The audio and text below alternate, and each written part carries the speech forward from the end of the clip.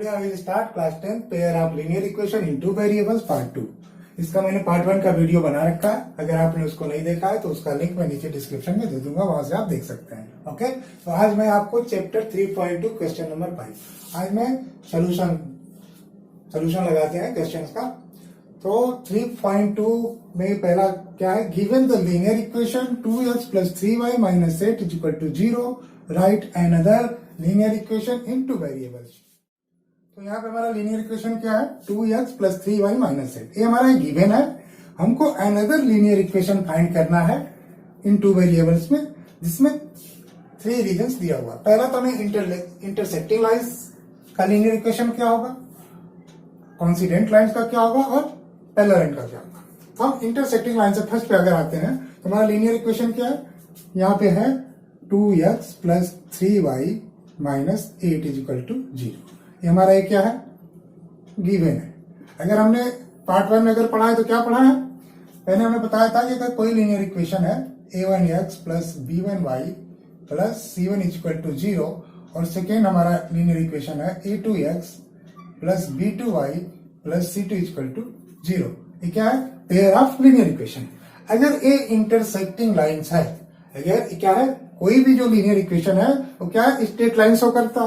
तो अगर ए भी स्ट्रेट लाइन शो कर रहा है, अगर ए भी स्ट्रेट लाइन शो कर रहा है, फर्स्ट कंडीशन में क्या, अगर इंटरसेक्टिंग लाइंस है क्या होगा, अगर इंटरसेक्टिंग लाइंस तो इसके बीच में जो कोफिशिएंट का जो रिलेशन था क्या था, a1 by a2 is equal to not equal to b1 by b2।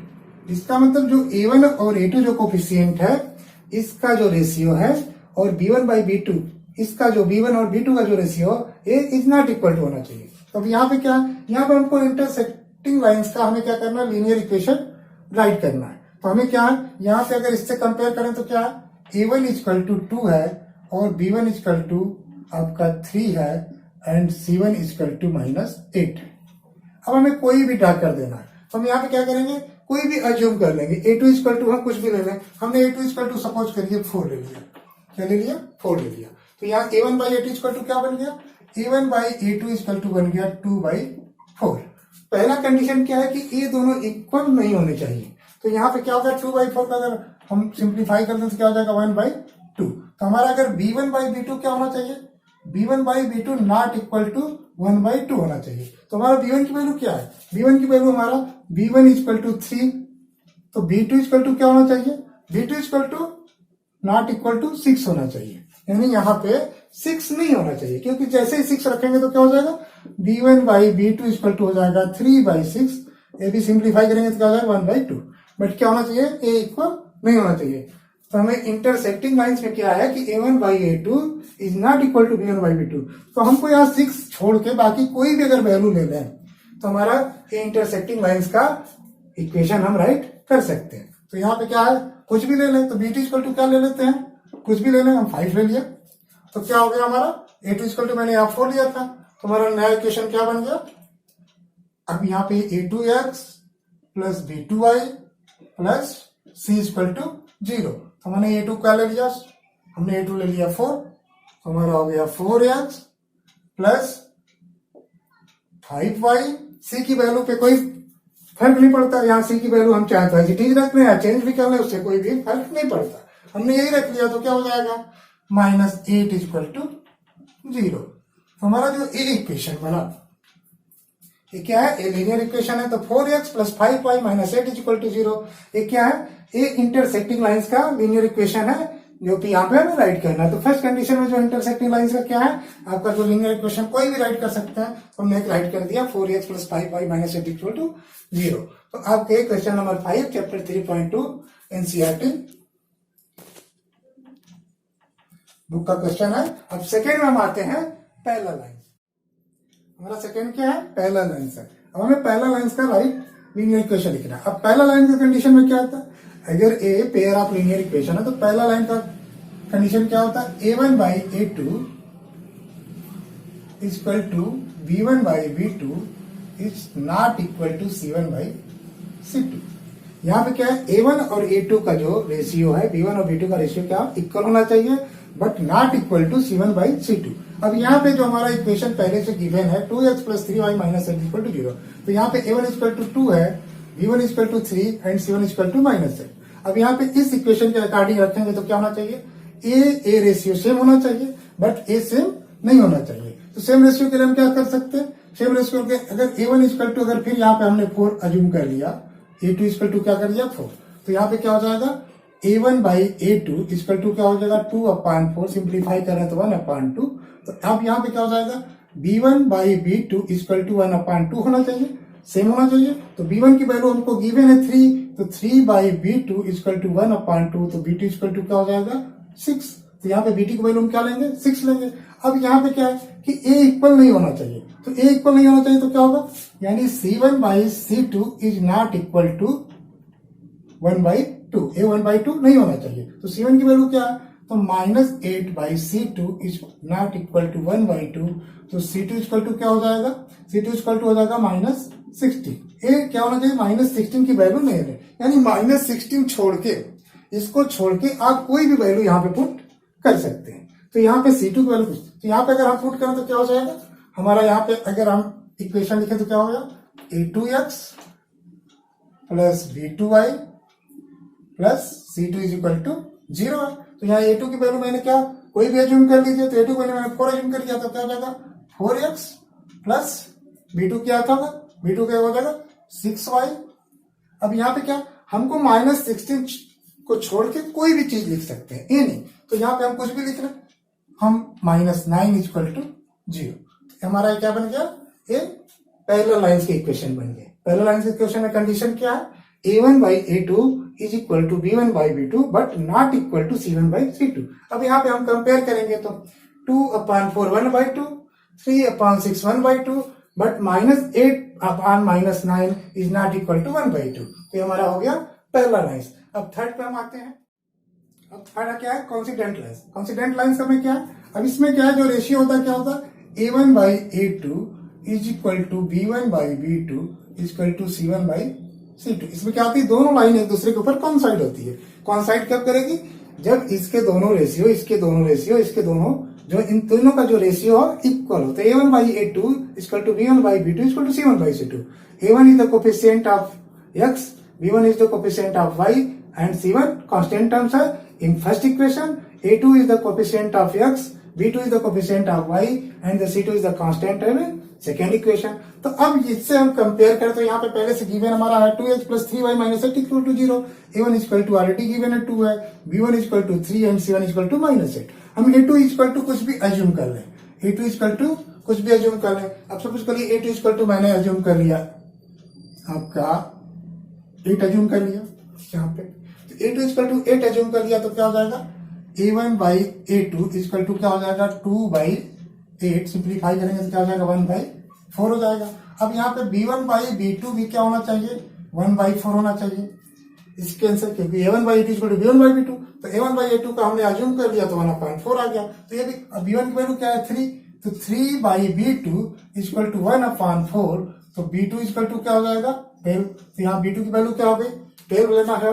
तो यहाँ पे क्या हो जाएगा a2 इक्वल टू मैंने ले लिया था 8, तो b2 इक्वल टू क्या हो जाएगा 12 हो जाएगा। अब यहाँ पे c1 by c2, c1 by c2 equal to भी हमारा 1/4 होना चाहिए। तो c1 क्या क्या है, c1 इक्वल टू क्या था -8 था, तो -8/c2 इक्वल टू 1/4, तो c2 इक्वल टू क्या हो जाएगा -32। c2 की वैल्यू क्या हो गई, अब यहाँ पे c2 इक्वल टू हो जाएगा -32। अब हमको a2, b2 और c2 की वैल्यू मिल गई। अगर हम इक्वेशन पुट करें तो क्या होता है a2x plus b2y plus c2 equal to 0 था। हमको यही राइट लीनियर इक्वेशन लिखना था, कॉन्स्टिट्यूएंट लाइंस के लिखता है। तो हमारा a2 की वैल्यू क्या थी 8x plus 12y minus 32 equal to 0। अब जो हमारा ए लीनियर इक्वेशन बना, ए लीनियर इक्वेशन क्या है, इसमें a1 बाई a2 देखिए 2/8 1/4, 3/12 1/4, -8/-32 A B is equal to 1/4। तो यहाँ पे क्या है a1 by a2 is equal to b1 by b2 is equal to c1 by c2। तो हमारा किसका कौन सी डेट लाइन होता है, तो हमारे तीनों इक्वेशन ये हो गए। तो हमको केवल यहाँ पे क्या करना था, यहाँ पे right and other linear equation लिखना था इन टू वेरिएबल्स, तो हमारा टू वेरिएबल्स में लिख दिया गया, फिर हमारा क्वेश्चन चालू हो गया। ओके, अब आपके एनसीईआरटी चैप्टर 3.2 का क्वेश्चन नंबर 7। इसके पहले जो हमने क्वेश्चन किया था क्वेश्चन नंबर 6 था, वो गलती से 5 हो गया था, आप करेक्ट कर लीजिएगा। अब क्वेश्चन नंबर 7 क्या है, draw the graphs of the equation x minus y plus 1 is equal to 0 and 3x plus 2y minus 12 is equal to 0. Determine the coordinate of vertex of the triangle formed by these lines and the x-axis and the set the rectangle region. अब यहाँ पे क्या है कि हमें एक pair of linear equations है, तो x माइनस वाई प्लस 1 एक इक्वेशन हमारा क्या है, x minus y plus 1 equal to 0, ये आपका इक्वेशन नंबर फर्स्ट है।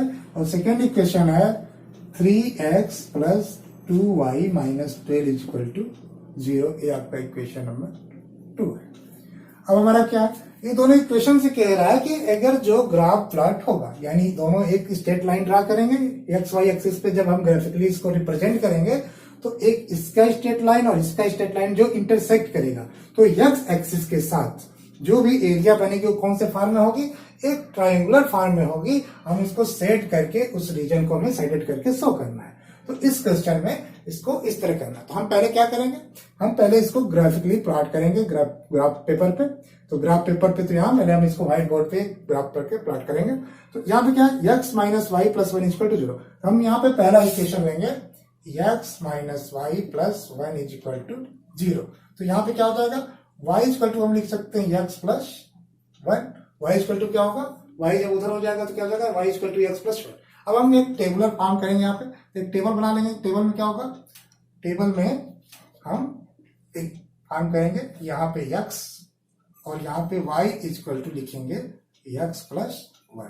हमारा क्या है, ये हमारा इक्वेशन फर्स्ट था।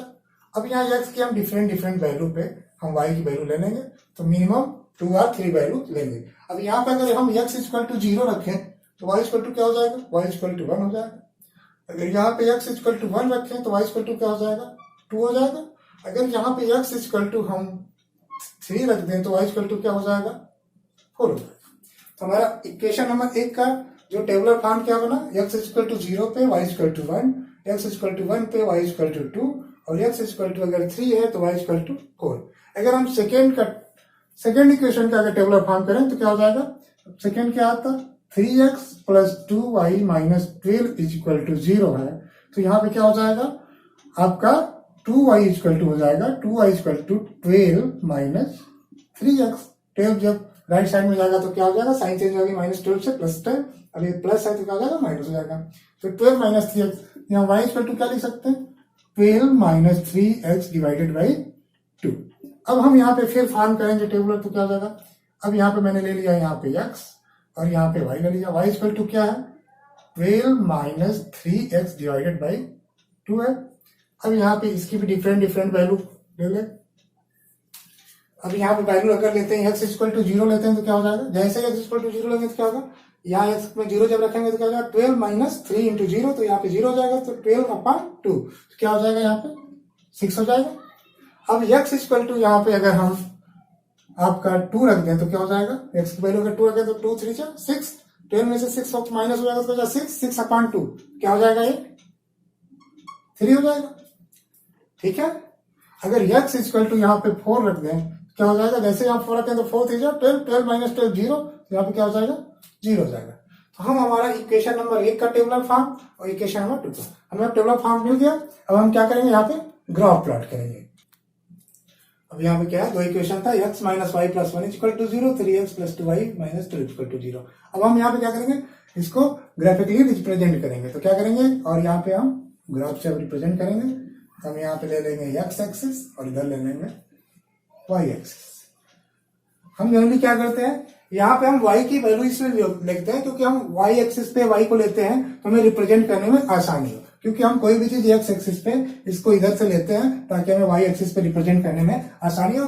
आप कोई भी चेंज कर सकते हैं, ऐसा कुछ रूल नहीं है कि आपको y की ही वैल्यू नीचे रखना है। आप इसको y की वैल्यू ऊपर रखना है, x की वैल्यू के टर्म्स में लिख सकते हैं, बट यहाँ आसानी हो क्योंकि हम हमेशा x एक्सिस ग्राउंड पे रहता है, y एक्सिस वर्टिकल होता है, हम ताकि a रिप्रेजेंट करने में हमें आसानी हो इसलिए ऐसा करते हैं। आप कैसी भी तरह कर सकते हैं। अब यहाँ पे हम x और y ग्राफ ले लिए, यहाँ पे इसकी हम नंबरिंग कर दें, ये आपका 1 2, 3, 4, 5, 6 एंड 7। सेम इधर भी हो जाएगा 1, 2, 3, 4, 5 एंड 6।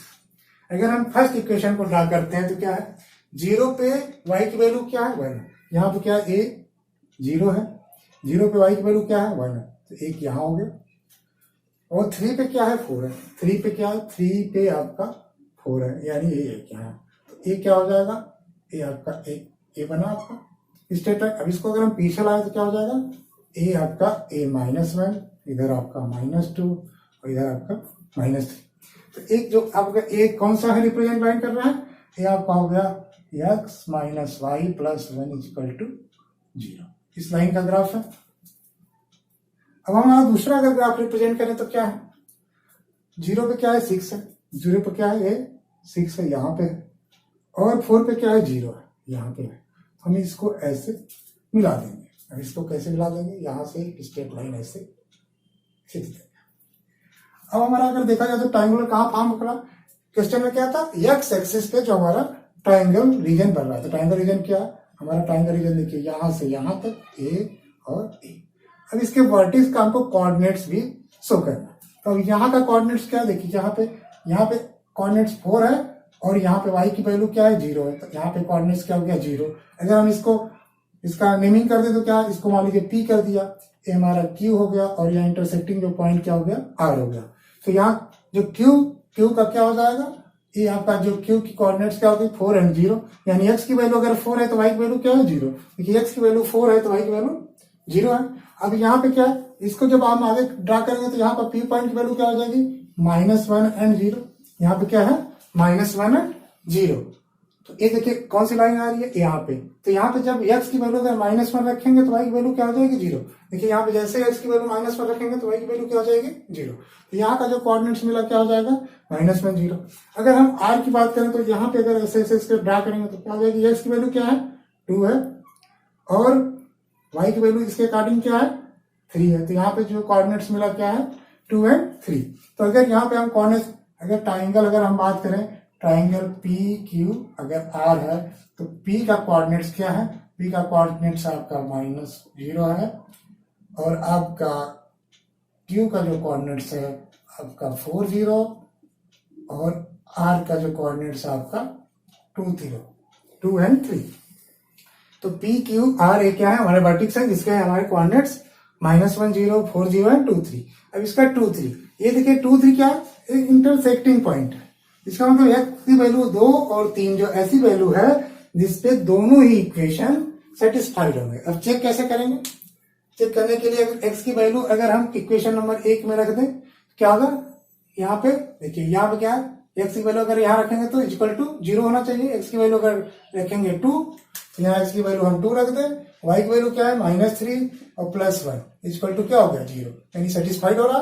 सेकेंड में देखिए, सेकेंड में अगर वैल्यू 2 रखते हैं तो क्या हो जाएगा 3 × 2 क्या हो जाएगा 6 और प्लस 2y कितना हो जाएगा 3 × 2 6, 6 + 6 -12 = 0, यानी आपका सेकेंड इक्वेशन भी सेटिस्फाइड है, फर्स्ट इक्वेशन भी सेटिस्फाइड है। तो यहाँ पे क्या है, जो इंटरसेक्टिंग पॉइंट है 2 एंड 3 है। तो एक ग्राफ से रिप्रेजेंट कर रहे हैं तो यहाँ पे जो वर्टिक्स है ये क्या है ट्रायंगल फॉर्म। हम इसको क्वेश्चन में क्या करना था, इसको हमें शेडेड करना था, तो हम क्या करेंगे, इसको हम ऐसे शेडेड करके शो करेंगे।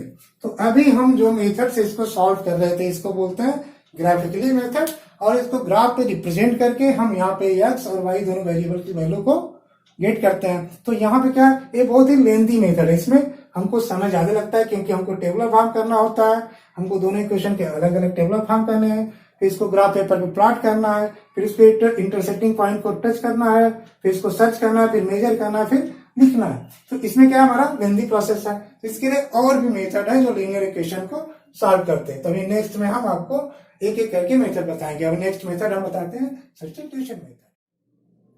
हमारा क्या है, यह सब्स्टिट्यूशन मेथड है। इस मेथड में क्या करते हैं, pair of linear equation into variables को हम सॉल्व करते हैं। अब सपोज करिए हमारा वेरिएबल लीनियर इक्वेशन है a1x + b1y + c1 = 0 and a2x + b2y + c2 = 0। हमारा ये लीनियर इक्वेशन का पेयर है। हम यहाँ पे क्या करते हैं, किसी एक वेरिएबल्स का, चाहे एक्स या वाई, जो भी आपको अज्यूम करना है करें। वाई के वेरिएबल्स को क्या करेंगे, हम इसको फर्स्ट इक्वेशन में एक्स के टर्म में राइट करेंगे। तो यहाँ पे जैसे सपोज करिए हमारा ए है, तो हम इसको एक्स के टर्म में राइट करना, मान लीजिए हम सपोज करिए वाई वेरिएबल्स को हमको एक्स के टर्म में राइट करना है, तो हम क्या करेंगे, हम लिखेंगे a1x plus b1y plus c1 equal to 0। तो b1y इक्वल टू हो जाएगा माइनस c1 माइनस a1x। तो यहाँ पे y इक्वल टू क्या हो जाएगा, माइनस कॉमन ले लें तो क्या हो जाएगा c1 plus a1x divide by b1 equal to लिख सकते हैं a1x plus c1 minus sign के साथ डिवाइड बाई b1। यहाँ पे क्या हमको y की वैल्यू किसके टर्म में मिल गई, x के टर्म में। हम पहले इक्वेशन में क्या करेंगे, किसी भी सिंगल वेरिएबल्स को, यहाँ पे दो वेरिएबल्स, इसमें किसी भी एक वेरिएबल्स को हम दूसरे वेरिएबल्स के टर्म में राइट कर लेते हैं।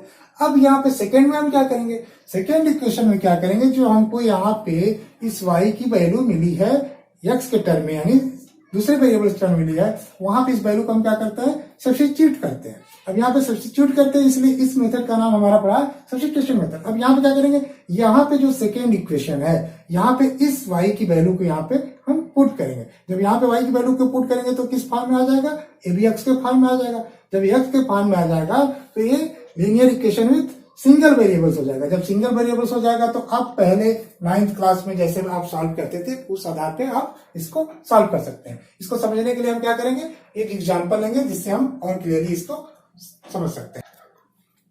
अब यहाँ पे क्या है, हम चैप्टर 3.3 का क्वेश्चन नंबर 1 लेके सॉल्व करते हैं। अब यहाँ पे हमको दो लीनियर इक्वेशन लिखा हुआ है, x plus y is equal to 14, a equation first, and x minus y equal to 4 equation second. हमारा फर्स्ट क्या कहता है, फर्स्ट कहता है कि कोई भी इक्वेशन फर्स्ट या इक्वेशन सेकेंड में किसी एक वेरिएबल्स को दूसरे वेरिएबल्स के टर्म में हमें पहले राइट करना है। पहले हम पहला स्टेप में क्या करेंगे, कोई भी दोनों इक्वेशन में से कोई एक इक्वेशन को चूज करेंगे। चूज करने के बाद हम किसी एक वेरिएबल्स को दूसरे वेरिएबल्स के टर्म में राइट करेंगे। अब सपोज करिए मैंने पहला इक्वेशन ले लिया x plus y is equal to 14। यहाँ कोई भी वेरिएबल्स को हमको दूसरे वेरिएबल के टर्म में लिखना है। हमने y को चेंज कर दिया, y इक्वल टू क्या लिख सकते हैं, y इक्वल टू लिख सकते हैं 14 माइनस एक्स। y की वैल्यू क्या होगी, 14 माइनस एक्स। अब जो भी यहाँ y की वैल्यू मिली है, थर्ड स्टेप में क्या करेंगे, इस वैल्यू को यहाँ पे x माइनस यानी सेकेंड जो लीनियर इक्वेशन है उसके अंदर इसको सब्स्टिट्यूट करेंगे। अब यहाँ पे क्या हो जाएगा, x minus y equal to 4 है, तो यहाँ की y की वैल्यू क्या करेंगे, put the value of y in the equation second. Equation second में जब y की वैल्यू रखेंगे तो क्या हो जाएगा, x माइनस वाई की वैल्यू क्या रख सकते हैं, 14 minus x is equal to 4।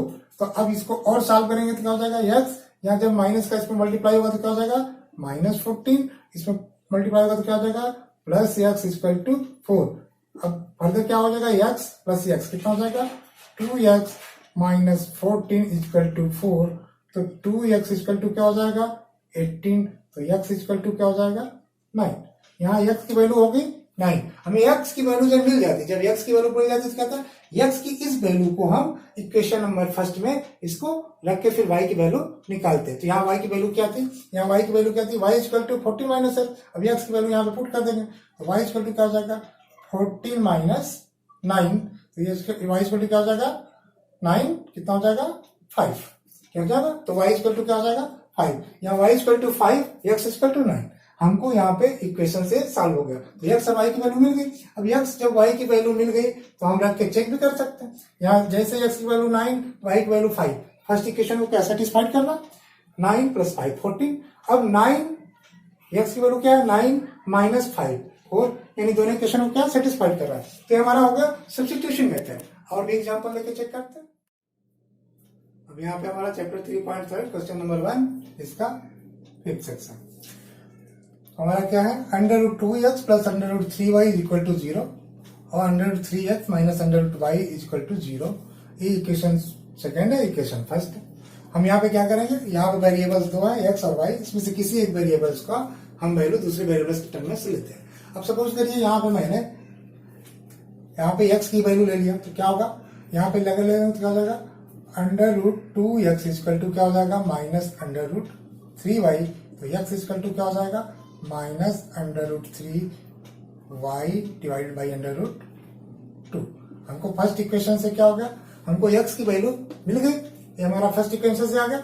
अब हम क्या करेंगे, x की वैल्यू को हम सेकेंड इक्वेशन में सब्स्टिट्यूट करेंगे। तो यहाँ x की वैल्यू सब्स्टिट्यूट करेंगे तो क्या हो जाएगा, अब यहाँ पे हो गया √3x minus √8y equal to 0 था। अब इसको लिखेंगे तो क्या हो जाएगा √3। अब यहाँ पे y की x की वैल्यू अब जब सब्स्टिट्यूट करेंगे किसके, y के टर्म्स में, तो क्या हो जाएगा multiply by minus √3 divided by √2 into y minus, अब इसको √8 को लिख सकते हैं 2√2, तो 2√2y इक्वल टू क्या है 0 है।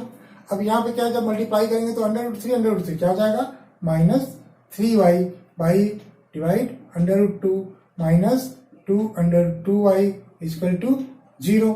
अब यहाँ पे क्या √2 का मल्टीप्लाई इसमें भी हो जाएगा, इज इक्वल टू उधर के टर्म्स हो जाएगा। जब इस टर्म्स में होगा तो क्या हो जाएगा, ये हो जाएगा -3y। अब यहाँ पे होगा तो क्या हो जाएगा √2 का जब √2 2 तो क्या हो जाएगा -4y इक्वल टू क्या हो जाएगा 0, क्योंकि यहाँ पे √2 का जब 0 मल्टीप्लाई होगा तो क्या 0 हो जाएगा। तो -3y -4y क्या हो जाएगा -7y इक्वल टू 0। तो यहाँ पे y इक्वल टू क्या हो जाएगा 0। यहाँ की y की वैल्यू क्या आ गई 0 आ गई। जब y की वैल्यू अगर 0 आ गई तो हम क्या करेंगे, इस टर्म्स में हम रख देंगे। यहाँ पे y की वैल्यू जैसे 0 रखेंगे तो x इक्वल टू क्या हो जाएगा, x इक्वल टू हमने पाया था -3y बाई √2।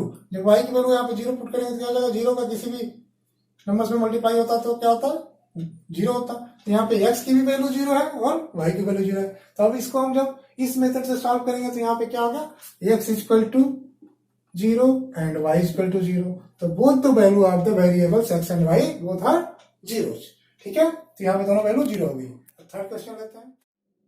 अब यहाँ चैप्टर 3.3 क्वेश्चन 1 का 6 क्या है, 3x/2 minus 5y/3 is equal to -2 और x/3 plus y/2 is equal to 13/6। अब यहाँ इक्वेशन फर्स्ट इक्वेशन सेकंड हम क्या करते हैं, इस मेथड में हम क्या करते हैं, किसी भी एक वेरिएबल्स को दूसरे वेरिएबल्स के टर्म्स में हम लिखते हैं। अब सपोज करिए हमने इसमें से किसी एक इक्वेशन को ले लिया, मैंने इक्वेशन सेकंड को ले लिया। इक्वेशन सेकंड क्या, x/3 plus y/2 is equal to 13/6। यहाँ पे क्या है, फ्रैक्शन के टर्म्स में है। तो हम क्या करेंगे, हम ऐसे भी 6, 2 और 3 का हम एलसीएम ले लेंगे। अब एलसीएम लेके क्या कर सकते हैं, x/3 प्लस y/2 इसका एलसीएम क्या 6 होगा। अगर हम 6 से मल्टीप्लाई दोनों बोथ साइड कर दें 13/6 मल्टीप्लाई बाई 6, हमारा क्या है, इसके वैल्यू में कोई चेंजेस नहीं आएगा। एग्जाम्पल के तौर पे अगर a इक्वल टू b है, अगर n से मल्टीप्लाई बाई बोथ साइड हो जाएगा तो क्या है n इक्वल टू nb लिख सकते हैं। तो यहाँ पे क्या है, 6 से मैंने मल्टीप्लाई दोनों साइड कर दिया, तो अब क्या होगा, ये आपके वैल्यू में चेंज नहीं है। अब यहाँ पे क्या हो जाएगा, 6 से मल्टीप्लाई करेंगे तो क्या हो जाएगा 2x 3 2 जा 6 2x प्लस 2 3 जा फिर क्या हो जाएगा 3y इक्वल टू क्या हो जाएगा 13 या 6 से 6 कैंसिल हो जाएगा। अब हमारा जो इक्वेशन बना क्या, अब इसमें हम y की वैल्यू ले लेते हैं। y की वैल्यू क्या हो जाएगा 3y इक्वल टू लिख सकते हैं 13 माइनस 2x, तो y इक्वल टू लिख सकते हैं 13 माइनस 2x डिवाइडेड बाई 3। अब यहाँ पे हमको y की वैल्यू किससे मिली, इक्वेशन सेकेंड से। हम यहाँ y की वैल्यू को सब्स्टिट्यूट करेंगे इक्वेशन फर्स्ट में। हमारा इक्वेशन फर्स्ट क्या है, हमारा इक्वेशन फर्स्ट है आपका 3x divided by 2 minus 5y divided by 3 is equal to -2। अब यहाँ पे क्या करेंगे, हम y की वैल्यू को यहाँ पे सब्स्टिट्यूट करेंगे। तो put the value of y in equation first. अब यहाँ पे क्या हो जाएगा 3x डिवाइडेड बाई 2 माइनस 5/3। अब यहाँ की y की वैल्यू क्या है 13 minus 2x divided by 3 equal to -2। अब यहाँ पे क्या है 3 और 3 क्या है प्रोडक्ट के रूप में, तो 3 3 जा 9 और यहाँ पे 2, यहाँ इक्वल टू टर्म्स है। तो यहाँ पे 9 और 2 का अगर एलसीएम में तो क्या हो जाएगा 18 होगा। अगर हम 18 का मल्टीप्लाई बोथ साइड कर दें, इधर भी और इधर भी, इसकी भी वैल्यू में चेंज नहीं होगा। अब यहाँ पे हम 18 का मल्टीप्लाई बोथ साइड कर दें तो क्या हो जाएगा 3x बाई 2 माइनस 5/9 लिख सकते हैं 13 माइनस 2x। अब यहाँ पे हमने 18 से मल्टीप्लाई इधर भी कर दिया और इक्वल टू क्या हो जाएगा -2 इंटू 18, दोनों साइड कर दिया, वैल्यू में कोई चेंज नहीं होगा। अब यहाँ पे अगर हम सॉल्व करें तो क्या हो जाएगा 2 9 या 18 9 से जा 20 27x। अब यहाँ पे क्या हो जाएगा 2 हो जाएगा, यहाँ पे 2 और जब 2 के 5 से मल्टीप्लाई होगा तो क्या हो जाएगा -10 इसको लिख सकते हैं ऐसे -10 ब्रैकेट में क्या है 13 माइनस 2x इक्वल टू क्या है -36। अब इसको और सिंप्लीफाई करेंगे तो क्या हो जाएगा 27x माइनस 130। अब यहाँ पे जब मल्टीप्लाई करेंगे तो माइनस से माइनस क्या हो जाएगा प्लस हो जाएगा, प्लस 20x इक्वल टू क्या हो जाएगा माइनस 36। अब 20x प्लस और 27x प्लस इक्वल टू क्या हो जाएगा 47x। 47x इक्वल टू क्या हो जाएगा माइनस 36। अब ये टर्म जब इक्वल टू के उधर जाएगा, इक्वल टू उधर जाएगा तो क्या हो जाएगा प्लस 130 हो जाएगा, प्लस 130। तो हम यहाँ पे इक्वल टू क्या लिख सकते हैं, तो यहाँ पे हो जाएगा 47x इज इक्वल टू क्या हो जाएगा 130 में से 36 माइनस हो जाएगा, क्या हो जाएगा 94। तो x इक्वल टू क्या हो जाएगा 94 डिवाइड बाई 47। अगर इसको सिंप्लीफाई करें क्या हो जाएगा 2। अब यहाँ पे x की वैल्यू हमें क्या मिल गई 2। अब x की वैल्यू को हम यहाँ पे जब x की वैल्यू मिल जाती तो हम इसको यहाँ पे y की वैल्यू निकालने के लिए यहाँ पे हम इस टर्म्स में रख देते हैं। y इक्वल टू क्या था, y इक्वल टू था 13 माइनस 2x डिवाइड बाई 3। यहाँ पे x की वैल्यू रखते हैं तो क्या हो जाएगा 13 माइनस 2 इंटू 2 डिवाइड बाई 3। अब 2 इंटू 2 कितना हो जाएगा 4। 13 में से 4 माइनस हो जाएगा तो कितना हो जाएगा 9। तो 9 बाई 3 इक्वल टू क्या हो जाएगा 3। अब हमारा यहाँ पे क्या हो जाएगा x equal to 2 and y equal to 3। तो हमारा x और y की वैल्यू क्या होगा, हम इसको सॉल्व करेंगे तो x equal to 2 and y equal to 3। हम इससे इस मेथड से भी सब्स्टिट्यूशन मेथड से भी हम यहाँ पे x की वैल्यू और y की वैल्यू फाइंड कर सकते हैं। ओके।